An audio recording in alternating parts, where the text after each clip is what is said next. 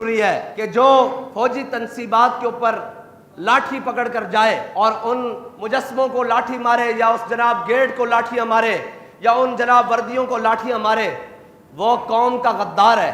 تنصیبات پر حملہ کرنے والا قوم کا غدار ہے اور حضور کے تاج پر ہاتھ ڈالنے والا، ختم نبوت کا انکار کرنے والا۔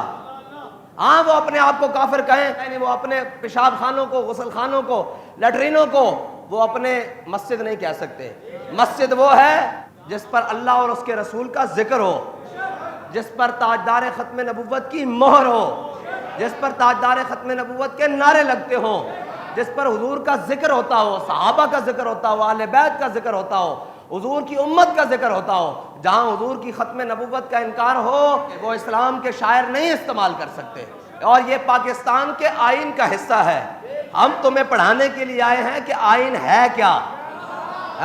76 سال سے اپنی من مرضی کا آئین کی تشریح کرنے والوں، ابھی تو ہم نے آپ کو 3 شقوں کا بتایا ہے، ابھی تو پورا آئین پڑھا ہے، تقریباً کافی سارے صفحات پڑھے ہیں، ابھی 2 شقوں پر 3 شقوں پر تم نے عمل کرنا ہے، ہم نے نہیں، تم نے۔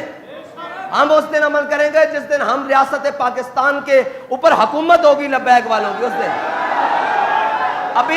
ابھی ان شقوں پر عمل تم نے کرنا ہے۔